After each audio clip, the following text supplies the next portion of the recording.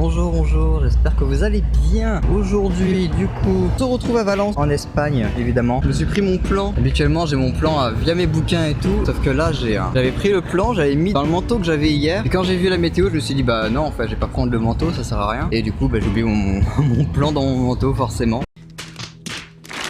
Bon, là on est aux abords de Valence. Il y a un truc assez rigolo, c'est que même quand on regarde sur un plan, on le voit. C'est qu'en vrai, ça là, on dirait bien que c'est un fleuve asséché, que ça fait tout le tour de la ville comme s'il y avait un fleuve. Et en fait, pas du tout. J'ai l'impression que c'est un cours d'eau qui a été réaménagé. En fait, tout le cours d'eau, il y a que un long jardin et tout. En effet, c'est bien un cours d'eau asséché, voire même détourné, suite à la grande inondation de 1957 provoquant 80 morts. Aujourd'hui, on y trouve les jardins du Touria, du nom de l'ancien fleuve. Et le parc fait une superficie de 1,1 km².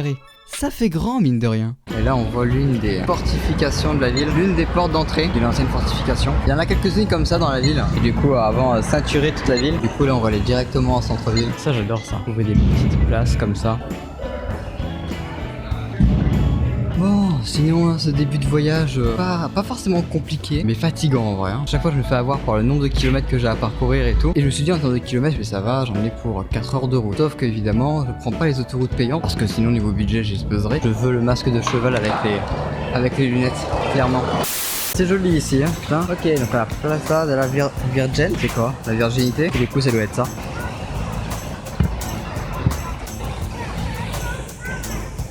La taille de cette porte d'église. C'est rigolo, ça fait comme des arènes. Là, ce morceau-là, on dirait un morceau d'arène, alors que c'est clairement une église.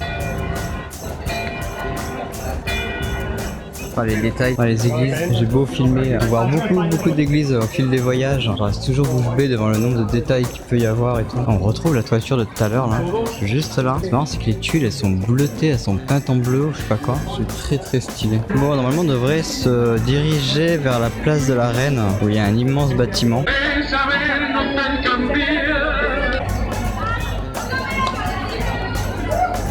Chier, elle est stylée hein, leur église. Bon et là du coup on est sur la place de la Reine. Cette vieille devanture, ça a du charme.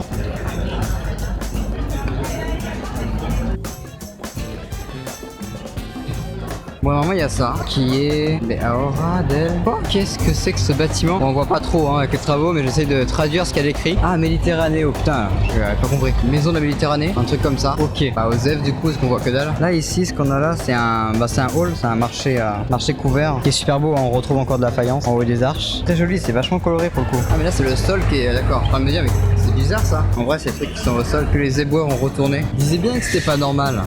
Et là ouais il y a un château, je sais pas quoi. Même la devanture du château elle est assez stylée. Côté là elle a plus de détails que là-bas mais... Et il y a un autre truc aussi qui a visité pour le coup quand on est à Valence, c'est le musée de l'océanographie. Très dur à dire ce mot. Il est pas en dehors de la ville mais là faut savoir que tout ce qui est centre-ville est vraiment dans les terres. Et là typiquement Valence c'est bordé par la Méditerranée mais on la verra pas la Méditerranée. Elle est beaucoup trop loin. Et évidemment le musée de l'océanographie il est pas loin de la mer quoi. Du coup je pense pas qu'on y aille, hein. Ça fait trop loin pour voir ce musée qui est assez stylé. C'est clairement le musée de l'océanographie à Valence, c'est une référence en vrai. C'est quand même le truc à aller voir à Valence. Quelques infos sur l'océanographique. Il faut savoir que c'est un océanarium, c'est très dur à dire, inauguré en 2002. Il présente plusieurs espèces marines, notamment des morses et des belugas, qu'il est le seul au monde à présenter. Et l'océanographique soutient également la conservation des espèces menacées à travers la fondation océanographique. Ce mot est beaucoup trop dur à prononcer. Non, pas la disqueuse, ça fait trop de bruit. Ça aussi là, ce que vous voyez là, c'est un peu comme le musée du jambon. Et en fait ça vous en voyez absolument partout en Espagne. J'en avais visité un à Madrid et ça porte très bien son nom. Ça pue le jambon à l'intérieur. Regardez, sentez, touchez, goûtez. Dans les souvenirs c'est plus grand. Il y a un panda, il a bien mangé quand même. Il a vraiment bien mangé ce panda. Donc c'est ça la place de Ajuntament. Ça doit vouloir dire ralliement ou un truc comme ça. C'est où en France qu'on a la place du ralliement d'ailleurs? C'est à Angers je crois. Là, je sais pas ce que c'est, si c'est considéré comme une mairie ou quoi, mais c'est clairement un bâtiment officiel qui est archi surveillé par la police. Là, et quoi? Etutativa. Oh, laisse tomber, mon espagnol il remonte à trop loin pour savoir ce que ça veut dire.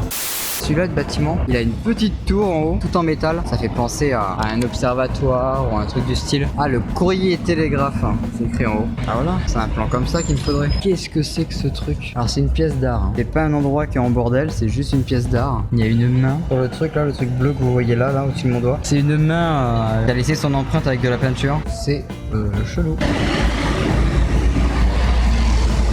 Bon, j'ai hâte d'aller voir ces arènes. Ah mais elles sont toutes petites, les arènes. On commence à les voir d'ici là. Bon, et ben on y est.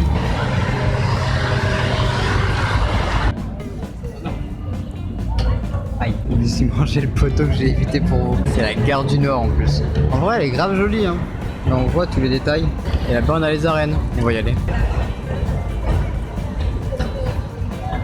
C'est pas de la même époque que les arènes de Nimoudar, là, clairement. On retrouve la brique rouge. Oh, elle fait tellement moderne, c'est fou. Valenciano Manolo Montolive. Putain, j'ai pas vu, mais il est stylé en vrai ce rond-point.